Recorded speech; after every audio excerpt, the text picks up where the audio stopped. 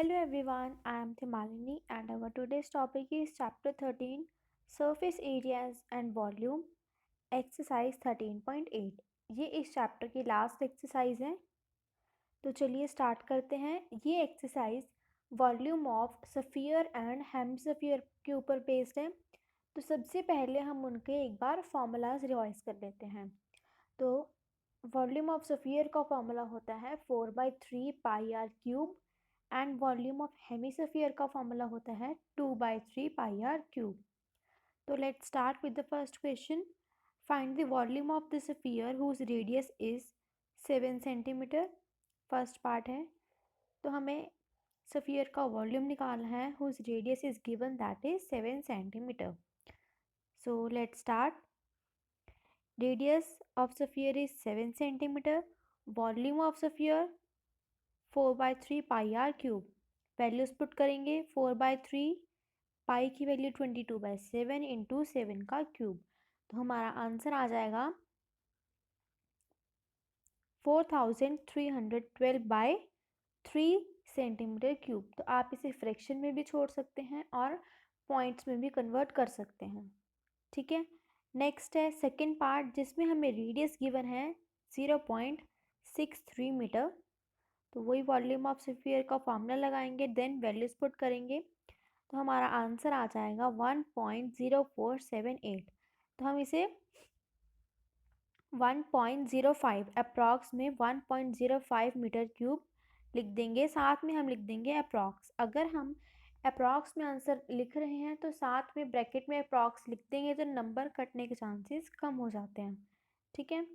Next है second question. Find the amount of water displaced by a solid spherical ball of diameter 28 centimetre. तो अब बस question को थोड़ा घुमा के लिख दिया है, बट निकालना इसमें भी हमें क्या है वॉल्यूम, और इसमें हमें रेडियस नहीं गिवन, डायमीटर गिवन है। तो देखते हैं। डायमीटर इज 28 सेंटीमीटर, वहाँ से रेडियस आ जाएगी 14 सेंटीमीटर। अब है volume of solid spherical ball is equal to 4/3 pi r cube. Values put की 4/3 इंटू 22/7 इंटू 14 का cube. Hence volume of ball is 34,496/3 centimetre cube. तो आप इसे फ्रैक्शन में भी छोड़ सकते हैं और पॉइंट्स में भी छोड़ सकते हैं। नेक्स्ट सेकेंड पार्ट है। डायमीटर है हमारा 0.21 मीटर। रेडियस हमने निकाल ली वहाँ से डायमीटर का हाफ करके 0.105 मीटर। All right. अब volume of ball is 4/3 pi r cube. Values put करेंगे 4/3 इंटू 22/7 इंटू 0.105 का cube. Hence volume of ball हमारा कितना आ जाएगा 0.004,851। ठीक है। समझ आया। बस इस चैप्टर में क्या है, आपको फॉर्मूलाज याद रखने हैं, बाकी तो कैलकुलेशन ही है इस चैप्टर में।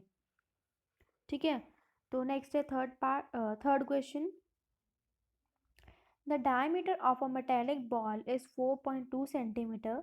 What is the mass of the ball if the density of the metal is 8.9 ग्राम पर सेंटीमीटर क्यूब। अब क्या बताया हमें, इसमें डायमीटर हमें गिवन है एक मेटालिक बॉल का कितना है 4.2 सेंटीमीटर। हमसे क्या पूछा गया है उस बॉल का मास। ठीक है। और हमें साथ में क्या गिवन है, डेंसिटी गिवन है 8.9 ग्राम पर सेंटीमीटर क्यूब। तो आपने साइंस में एक फॉर्मूला पढ़ा होगा, density is equal to mass by volume, ये वाला है ना। तो यहाँ से मास निकालेंगे तो क्या हो जाएगा, डेंसिटी और वॉल्यूम मल्टीप्लाई हो जाएंगे। तो वही हम यहाँ पे करेंगे। डेंसिटी हमें गिवन है, वॉल्यूम हम निकाल लेंगे क्योंकि हमें डायमीटर भी दिया हुआ है। उसके बाद मास उन दोनों को मल्टीप्लाई करके निकल जाएगा। तो वॉल्यूम से स्टार्ट करते हैं। Diameter of metallic ball is 4.2 centimetre. Radius कितनी आ जाएगी 2.1 सेंटीमीटर। वॉल्यूम का फॉर्मूला लगाएंगे 4/3 pi r cube. 4/3 into 22/7 into 2.1 का क्यूब। तो वॉल्यूम ऑफ मेटेलिक बॉल हमारे पास आ गई 38.808 सेंटीमीटर क्यूब। अब हमने क्या निकालना है, मास। ठीक है, तो ये वाला फॉर्मूला लगाएंगे, mass is equal to density into volume.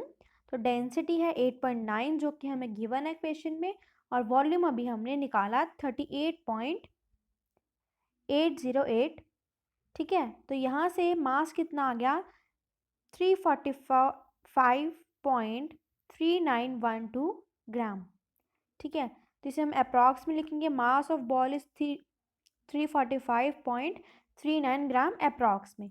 अब देखो यहाँ पर 1 2 था पीछे, ठीक है, तो ये क्या है 50 से छोटा है, यानी कि हम इसे 0 0 भी बना सकते हैं। तो ये बस हम सिंपली 39 ग्राम लिख दिया अप्रॉक्स में। ठीक है, तो ये समझ आया क्वेश्चन।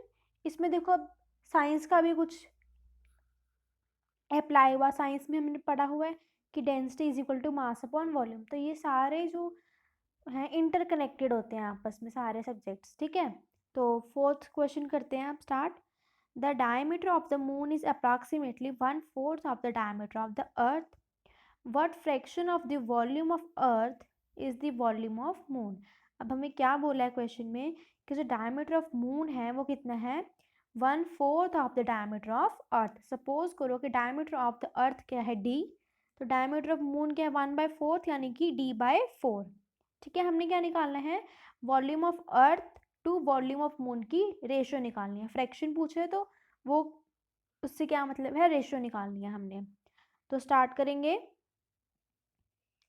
डायमीटर ऑफ अर्थ हमने ले लिया d, क्योंकि हमें कोई वैल्यू नहीं गिवन तो हमने सिंपली d ले लिया, तो उसकी रेडियस हो जाएगी d/2। And diameter of moon कितना हो जाएगा d/4, क्योंकि हमें क्वेश्चन में गिवन है कि डायमीटर ऑफ मून क्या है 1/4 of the diameter of earth. तो रेडियस ऑफ मून कितनी हो जाएगी d/4 इंटू 1/2, क्योंकि डायमीटर का हाफ होगा, तो d/8 क्या हो जाएगी मून की रेडियस। तो अब हमने क्या निकालना है दोनों का वॉल्यूम अलग अलग। ठीक है, तो वॉल्यूम ऑफ मून है 4/3 पाई आर क्यूब। 4/3 पाई को हम पाई रहने देंगे, ठीक है, इंटू 8 d/8 का क्यूब, तो ये बन जाएगा 4/3 पाई d³ / 8 का क्यूब हो जाएगा 512। तो ये आ गई हमारे पास मून का वॉल्यूम। सेम इसी तरह हमने क्या निकाल लिया अर्थ का वॉल्यूम 4/3 पाई आर क्यूब। 4/3 पाई को हमने ऐसे ही रखा, आर की जगह हमने लिख लिया d/2 का क्यूब, तो d का क्यूब बाय 2 का क्यूब कितना होगा 8। ठीक है, यहाँ तक समझ आया। अब हमने क्या निकालनी है इनकी रेशो निकालनी है। Fraction of the volume of earth is the volume of moon. अब ऐसे गिवन है तो ऊपर किसके रखेंगे हम volume of moon divided by volume of अर्थ। तो वैल्यूज पुट की सिंपली 4/3 पाई से 4/3 पाई कैंसिल हो जाएगा। ठीक है, ये बन जाएगा d³ / 512 इंटू 8/d³। ये ऊपर जाके क्या हो जाएगा रेसिप्रोकल, तो d³ से d³ कैंसिल, बचेगा 8/512। तो जब हम इसकी कटिंग करेंगे तो ये कट हो जाएगा 64 पे, यहाँ आ जाएगा 1, तो इनकी फ्रैक्शन कितनी आ गई 1/64। Volume of moon is of 1/64 the volume of अर्थ। इसका क्या मतलब है कि वॉल्यूम ऑफ मून जो है वो 1/6 है वॉल्यूम ऑफ अर्थ के। जैसे हमने क्या था ना volume of diameter of moon जो है वो 1/4 है डायमीटर ऑफ अर्थ के, तो इसी तरह वॉल्यूम ऑफ मून जो है वो 1/64 है वॉल्यूम ऑफ अर्थ के। ठीक है, समझ आया क्वेश्चन।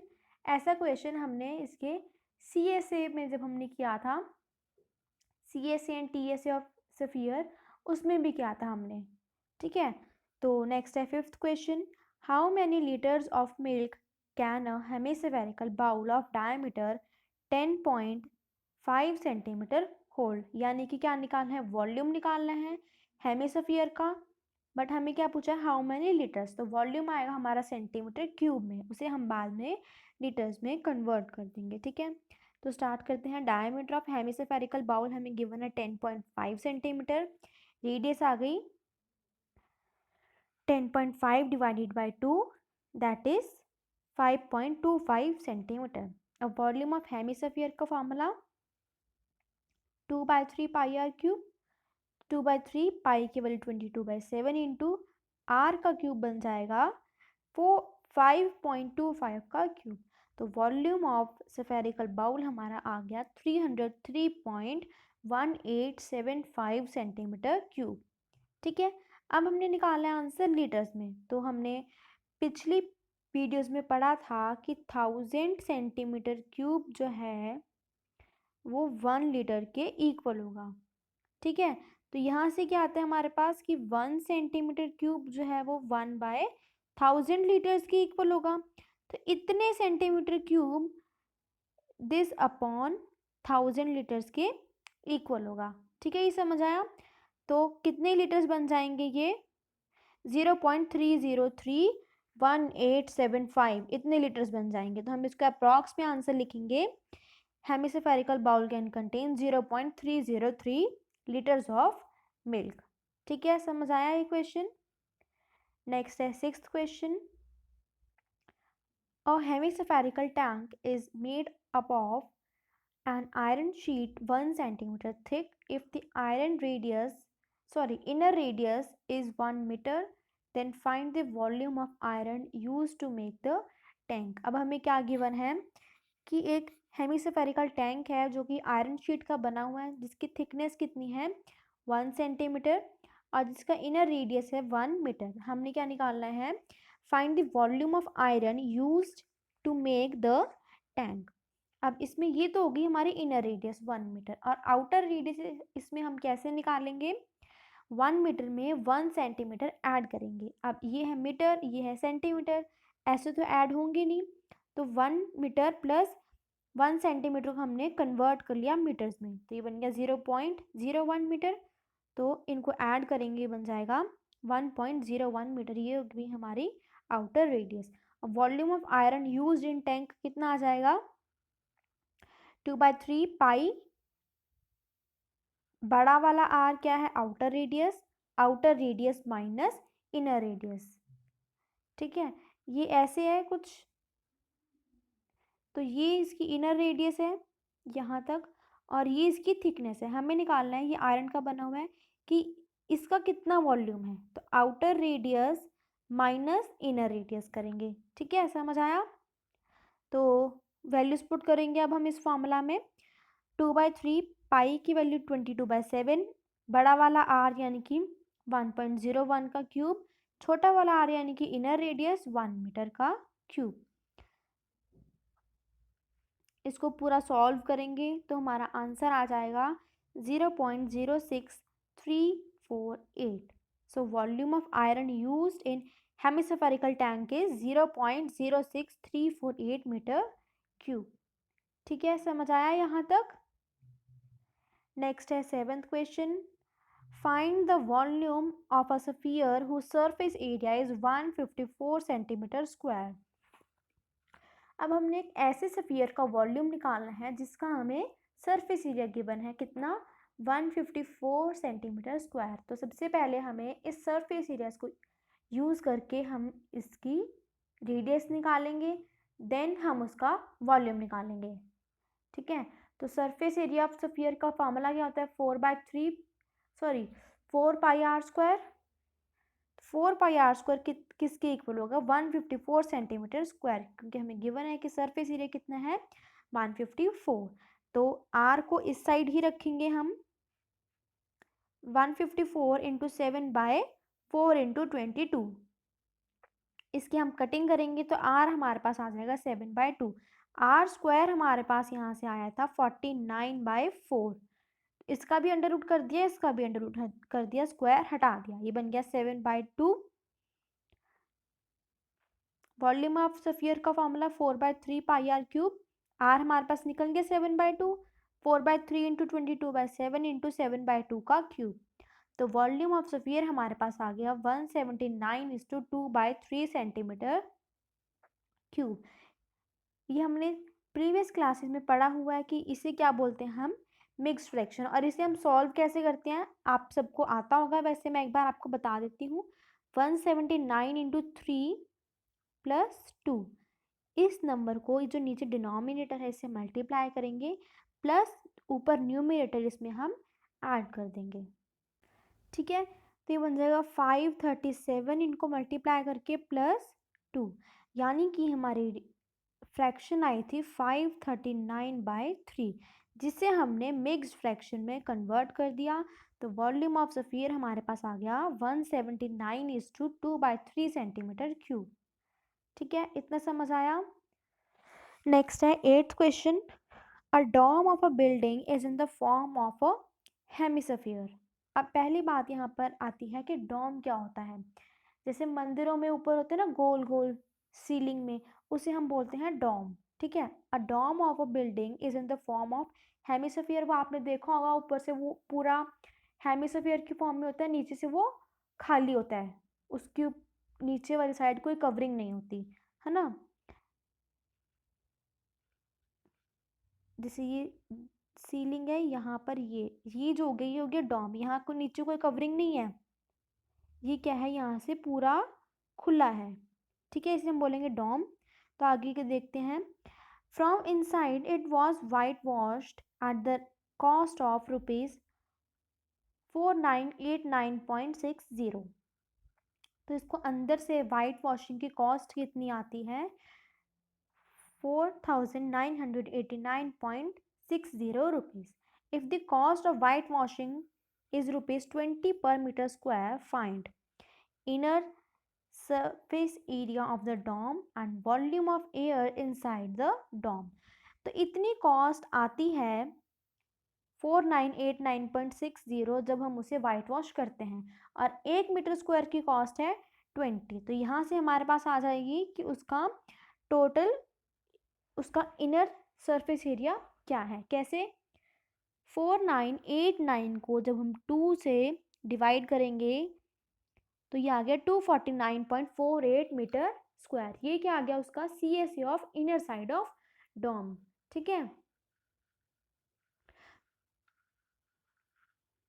सेकेंड पार्ट में हमने निकालना है volume of air inside the dome. तो CSA हमारा है 249.48 मीटर क्यूब। यहाँ से हम निकाल लेंगे उसकी सबसे पहले radius 2πr²। CSA of hemisphere का फॉर्मूला इज इक्वल टू 249.48। तो R को हम इस साइड रखेंगे, बाकी सब कुछ हम इक्वल टू के दूसरी तरफ ले जाएंगे।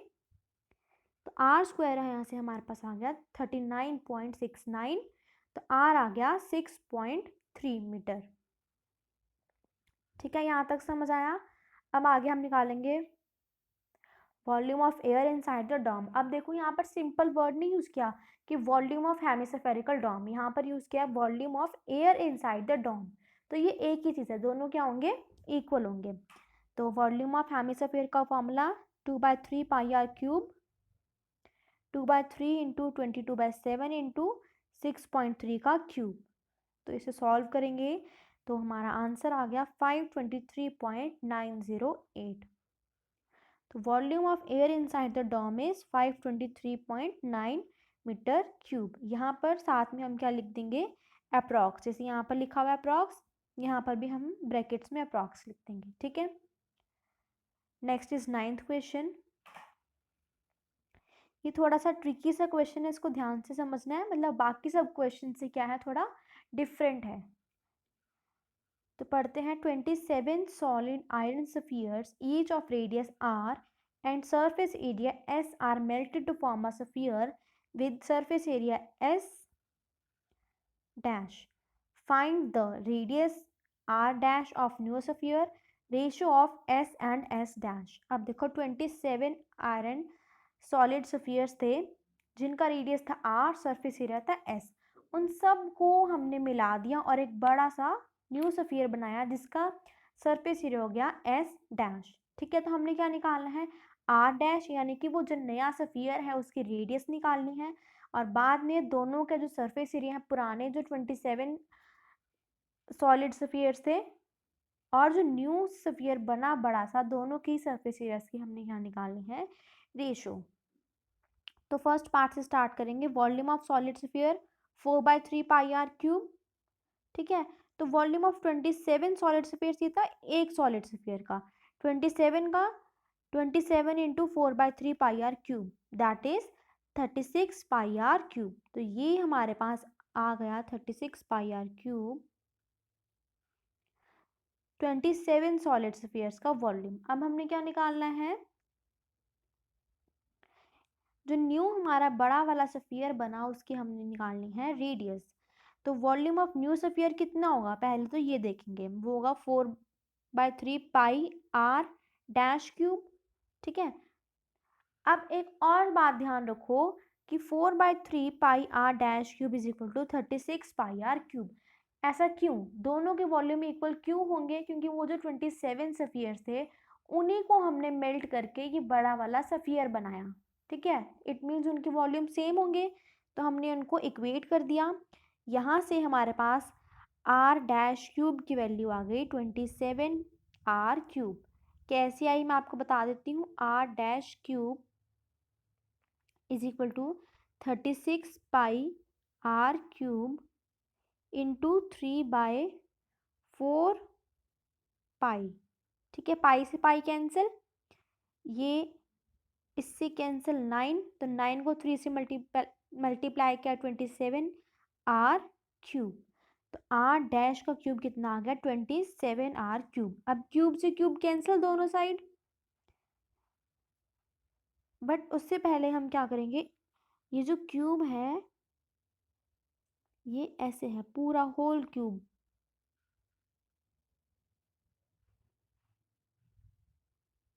नहीं ये क्यूब जो है वो होल क्यूब नहीं है, ये सिर्फ आर के साथ है। ठीक है, तो अब 27 का हम निकाल देंगे अंडर रूट, आर डैश का क्यूब जो है वो 3r का होल क्यूब बन जाएगा। ऐसा क्यों किया हमने, क्योंकि आर क्यूब 27 के साथ नहीं है, ये क्यूब ये सिर्फ आर के साथ है। तो अब क्या बन गया, ये होल क्यूब बन गया 3r का होल क्यूब, इधर है आर डैश का होल क्यूब। अब ये कैंसिल हो जाएगा क्यूब से क्यूब, तो आर डैश आ गया 3r। तो यहाँ से हमारे पास क्या कंक्लूजन निकलता है कि radius of new sphere will be 3r, यानी कि thrice the radius of original sphere. ठीक है, ओरिजिनल सफियर की रेडियस थी r, न्यू सफियर की रेडियस है 3r। तो फर्स्ट पार्ट तो हो गया, r डैश निकल गया। अब सेकंड हमने निकाले हैं दोनों की रेशियोज। तो पहले की सरफेस एरिया की रेशियो होगी 4πr², वॉल्यूम की रेशियो नहीं है, सरफेस एरिया की रेशियो है 4πr²। न्यू सफियर की जिसकी रेडियस थी r डैश, वो होगा 4/3 पाई आर डैश का स्क्वायर। तो ये बन जाएगा 4 pi r square divided by 4 pi r dash का स्क्वायर। तो 4 पाई से 4 पाई कैंसिल हो जाएगा, r square by r dash का स्क्वायर, आर डैश की वैल्यू थी 3r, उसका स्क्वायर, ये बन जाएगा r square by 9r², r square से आर स्क्वायर कैंसिल, बचेगा 1/9। तो ratio of s and s dash is 1:9। ठीक है, ये समझ आया आपको।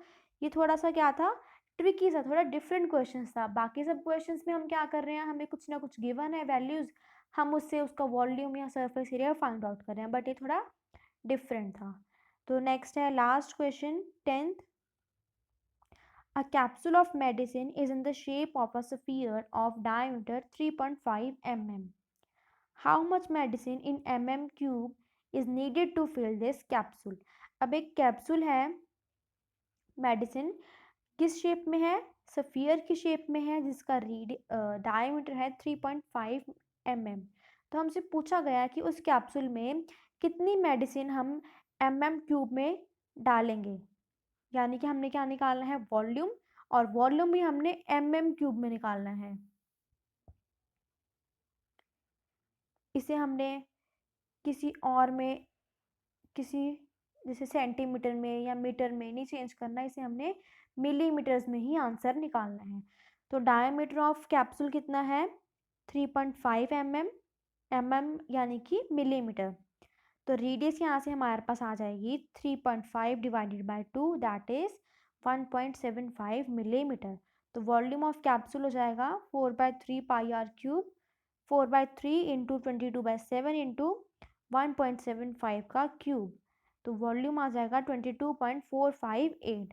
तो volume of spherical capsule is 22.46 metre cube. ये 58 था, सॉरी 58 पॉइंट्स वाले नंबर को हम अलग अलग बोलते हैं, या हमने प्रीवियस क्लास में पढ़ा हुआ है।